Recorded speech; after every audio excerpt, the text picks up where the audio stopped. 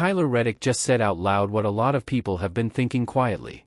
And honestly, after everything that went down at Bristol Motor Speedway this weekend, it is hard to blame him for a single word of it.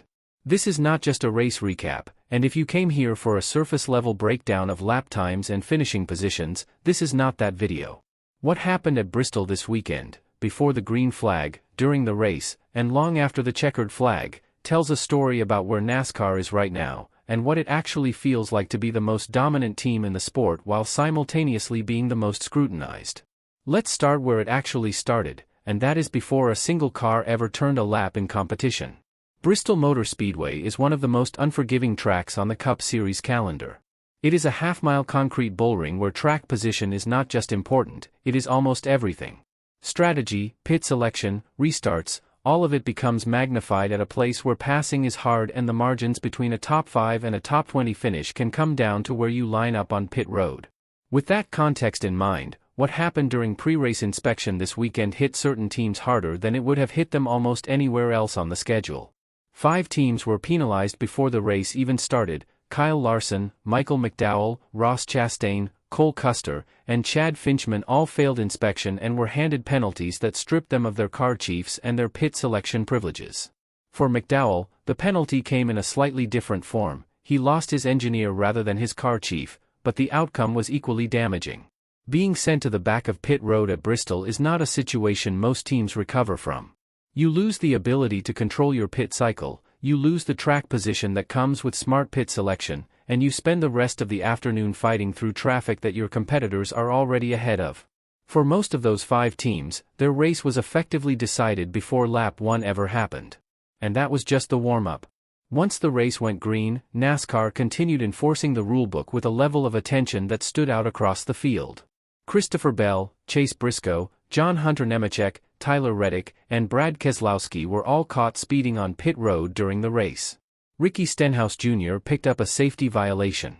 Michael McDowell, who was already running without his engineer after the pre-race penalty, was hit again on lap 255 for having too many crew members over the wall.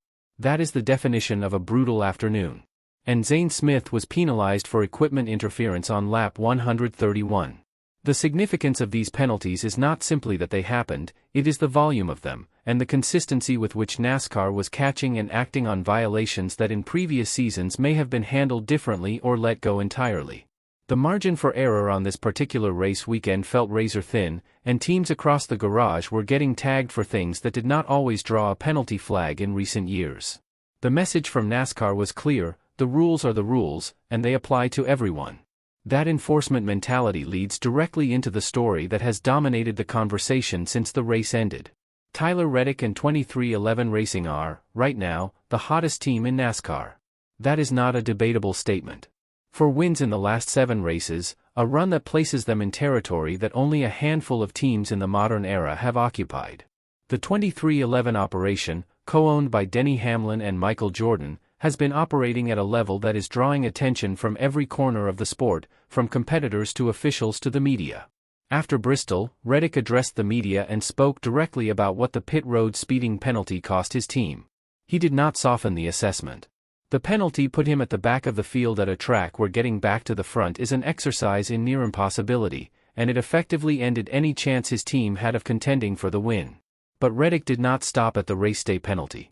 He went further, significantly further. Reddick openly acknowledged that with the level of success 23XI Racing has been having, it has started to feel as though his team is being watched more closely than others across the garage. He pointed out that his car has been pulled for deeper post-race inspections repeatedly, week after week, across multiple race weekends. He was careful to acknowledge that NASCAR is doing its job, but he also made it clear that the accumulation of it is starting to feel like something beyond routine. That is a carefully worded statement from a driver who chose his words deliberately, and it landed with weight. Think about what it means for a driver sitting on 4 wins in 7 races to go on record and say the scrutiny feels excessive. That is not a throwaway comment to the first reporter who stuck a microphone in his face. That is a calculated, measured statement from someone who has thought about it and decided the moment called for transparency. Then came the detail that gave his comments even more context. After Bristol, Reddick's car was sent to NASCAR's R&D Center in Concord, North Carolina for a deeper inspection. And just like every other time this season that 23XI Racing has gone through this process, the car came back completely clean. No violations. Nothing found. Cleared. For fans who do not follow the technical side of NASCAR closely, the R&D Center process can feel mysterious or automatically damning. It is important to understand that being sent to Concord is not automatically a punishment or a formal accusation of cheating.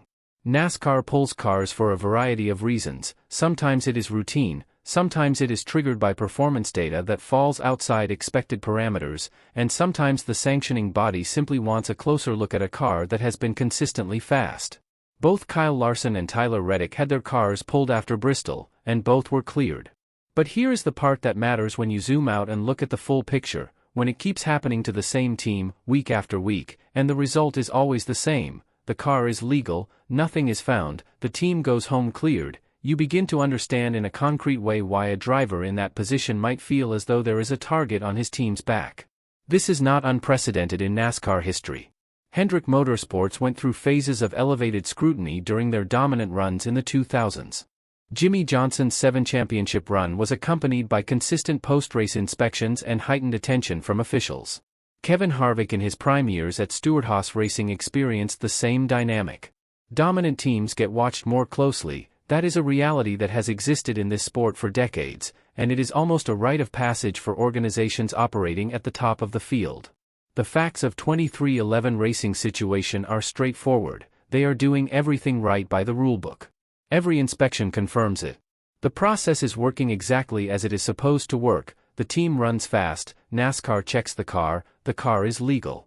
But the experience of going through that process repeatedly, while also managing race day penalties and heightened pre-race scrutiny, carries a psychological weight that compounds over the course of a long season.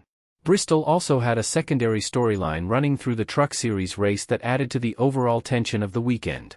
Christian Ekas made contact with Heim late in the truck race, clipping Heim going into turn 1 and sending him hard into the wall. The contact alone would have been notable, but the history between these two drivers gave it an entirely different dimension. If you watch the 2024 Truck Series Championship battle, you know that Ekas and Heim have unresolved tension from that season, a rivalry that was competitive, contentious, and left things unsettled between them. When the contact happened at Bristol, a track with tight corners and minimal margin, the timing and location of the incident immediately raised questions about whether it was intentional.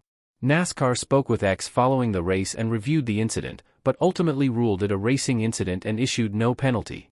That decision did not settle the debate.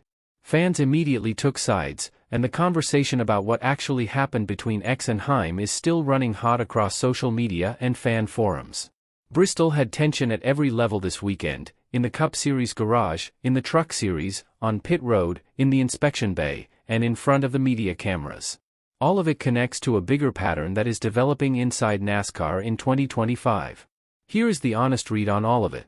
NASCAR is doing its job. Speed limits on pit road are black and white rules. There is no gray area, no room for interpretation. If your car exceeds the limit, you get penalized.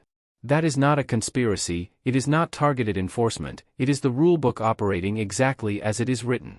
The pre-race inspection failures that cost Larson, McDowell, Chastain, Custer, and Finchman before the race even started are the same thing, rules that exist, enforced uniformly, with consequences that fall equally on whoever violates them. But what Reddick is describing, the accumulation of inspections, the repeated visits to Concord, the constant post-race scrutiny, is also real.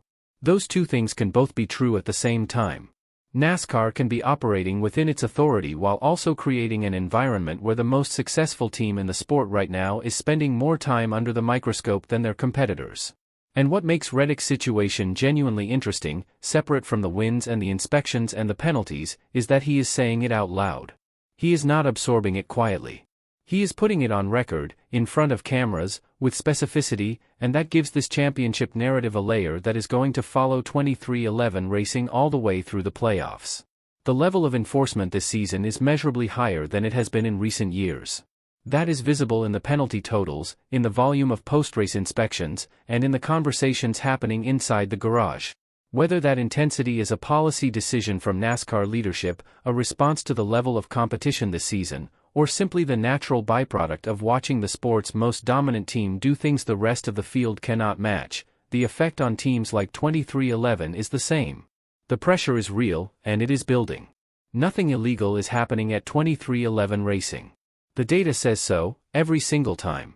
But the story of how it feels to sit inside that situation, winning at a historic rate while simultaneously being the most examined team in the garage, is one of the most compelling subplots NASCAR has produced in years. And it is only going to intensify from here. Do you think NASCAR is applying equal scrutiny to every team on the grid right now, or does it feel like dominant teams are getting a fundamentally different level of attention? Drop your take in the comments, the real conversation happens down there. If this is the kind of deep dive NASCAR coverage you want, hit subscribe and leave a like. This channel is built for fans who want to actually understand what is happening in the sport, not just what the broadcast tells you. See you at Kansas.